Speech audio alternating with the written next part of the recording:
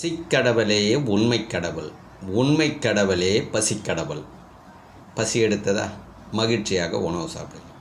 அப்பா அம்மா வீட்டிலே வச்சுன்னு பத்திரமாக பார்த்து கொள்ளுங்கள். ஆதி தாய் தந்தை இரவு பகல் துணையோடு பசி உணவு மகேந்திரன் நிகழ்ச்சியை துவங்குகின்றேன். சிரித்துவிட்டு மகிழ்ச்சியாக படுங்கள். எழுந்ததும் சிரித்துவிட்டு மகிழ்ச்சியாக உங்களுடைய பயணத்தை தொடருங்கள். வாழ்க்கையே சிரிப்பாக்கிடாதீர்கள். ஐயா லிமிட் ரைட். அதிகம் சிரிக்க மாட்டேன். சரி, இன்றைக்கி என்ன ஐயா தலைப்பு? நிறைய தலைப்பு அனுபவங்களையும் சென்ட்ரல் பார்த்தனால எல்லாம் கலந்து போட்டோம். நம்ம வீடியோ நிறைய பேர் பார்க்க மாட்டாங்கன்னு தெரியும். எதுக்கு ஐயா வீடியோ வரீங்க? நாங்கள் இந்த மாதிரி பேசினா தாங்க நான் சிரிக்க முடியும்.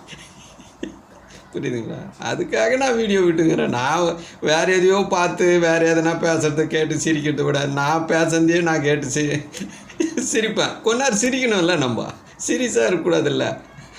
நான் ஏற்கனவே உலகம் சீரியஸாக வச்சுங்குது. இது மாதிரியாவது கொஞ்சம் பேசி சிரிப்போம். சரி ஐயா, சப்ஜெக்ட் சொல்லுங்கள். சரி சப்ஜெக்ட் வந்துட்டேன். இப்போது கடவுளில் முழுமையான கடவுள் ஒன்று இருக்கிறாரு, முழுமை இல்லாத கடவுள் இன்னும். அதில் பார்த்தோம்னா பசி கடவுள் ஒன்று, உயிருக்காக இருக்கிற கடவுள். மனதுக்காக இருக்கிற கடவுள் ஒன்று, அது மனிதர்கள் கண்டுபிடித்த கடவுள். பசிக்காக இருக்கிறது மனிதர்கள் கண்டுபிடிக்கல, அது இருக்குது ஏற்கனவே. புரியுதுங்களா? சரி, அதில் அனுபவங்கள் பதிவு பண்ணுற சென்டரில் இதுவும் வரட்டும். ரொம்ப சிரிப்பு எனக்கு. கடவுளுக்கும் எனக்கும் ஒரு கலந்துரையாடல் நடந்தது, அதை பதிவு பண்ணுறேன். என்னென்னா, ஒரு நிகழ்ச்சி ஒன்று நடக்குது. இது நடந்து ஒரு 10 ஆண்டு காலமாகுது. 10 ஆண்டு இருக்கும், 10 ஆண்டு காலம் இருக்கும். அப்போது என்ன அப்படின்னா, அப்போ இருந்தே எனக்கு இந்த கடவுளை பற்றி ஒரு ஆராய்ச்சி. என்னடா இந்த கடவுளுக்கு மிஸ்யூஸ் பண்ணுறாங்களேன்னு எனக்குள் பிரபஞ்சகம் ஓட விட்டு என்னை தெளிய வச்சுது. இந்த சாதாரணமாக செய்யலைங்க. இந்த பசியை கடவுள்னு சொல்கிறது சாதாரணமாக சொல்ல, ரொம்ப என்னை சுத்த விட்டு சிந்திக்க வச்சு தான் என்னை இப்போ லாஸ்ட்டாக கிளைமேக்ஸு ஞானப்பிரகாஷ் ஐயா, தமிழர் வேளாண்மை ஞானப்பிரகாஷ் ஐயா வச்சு தான் முடிச்சுது. புரியுதுங்களா? அதுக்கு மேலே தான் இதை பற்றி புரிஞ்சுக்கிறேன். ஆனால் இதை புரிஞ்சதுக்கு முன்னாடி இப்படிலாம் என்னை சிந்திக்க வச்சா தான் மனிதன் மகேந்திரன் மாறுவான்னு பிளான் பண்ணிக்கிது. அதில் என்னென்னா, ஒரு ஊரில் ஒரு நிகழ்ச்சி ஒன்று நடக்குது. அதில் என்னென்னா, அந்த நிகழ்ச்சியில் ஃபீல்டு ஒர்க் பண்ணுறதுக்காக போயிருக்கேன். போஸ்டர் ஓட்டுறோம், நிறைய போஸ்டர் அடிச்சுட்டு கொடுத்துட்டாங்க. போஸ்டர் ஓட்டுறோம். அப்போது என்னென்னா, வெய்ய காலன்றதால் கொஞ்சம் வெயில் அடங்கின பிறகு போஸ்டர் ஓட்டுவோம். ஒரு நாளைக்கு எவ்வளோ போஸ்டர் ஓட்டணும் அப்படின்ற மாதிரி எங்களுக்கு ஒரு டார்கெட்டு. அதில் நாங்கள் ஓட்டுறோம். அப்போ திருவிழாக்கள் நடக்குது அந்தந்த கிராமங்கள்லாம் போய் போஸ்டர் ஓட்டுவோம். நாங்கள் கிராமங்களில் திருவிழா நடக்குது.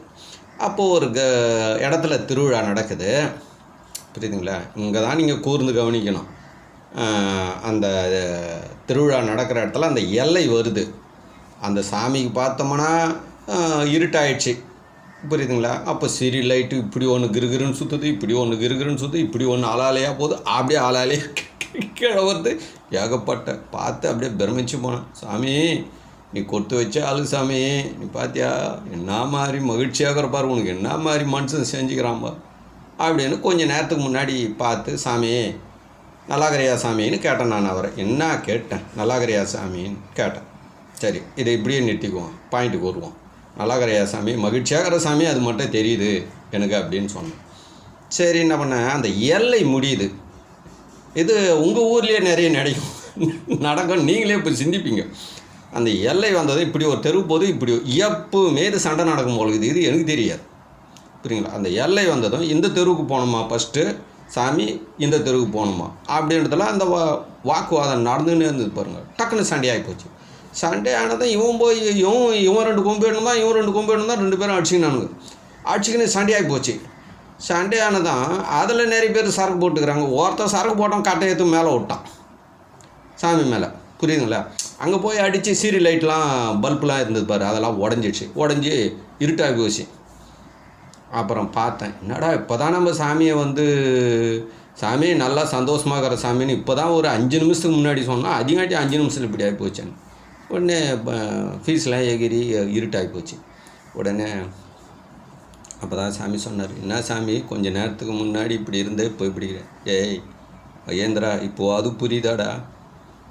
பார்த்தியாடா கொஞ்ச நேரத்துக்கு முன்னாடி என்ன மரியாதை கொடுத்தாங்க. அதில் ஒருத்தர் சொல்கிறான், சரக்கு போட்டு ஒரு மனுஷன், சாமி அவனுங்க எங்களை அடிச்சுட்டு ஓட்டானுங்க, அவங்கள பிடிச்சி கொடுத்தா தான் இந்த இடத்த விட்டு ஒன்று அனுப்புவேன். டேய் மகேந்திரா, நானே இவனுங்கிட்ட மாட்டிங்கிறேன்டா, நீ ஒருத்தன் தான்டா எங்களை காப்பாற்றணும்.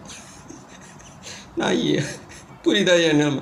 அப்போ தான் புரிஞ்சுது, ஏமாலி சாமி இவர்கிட்ட காட்டினாங்களே வித்தையை, அப்படியே நடு ரோட்டில் நின்றுது.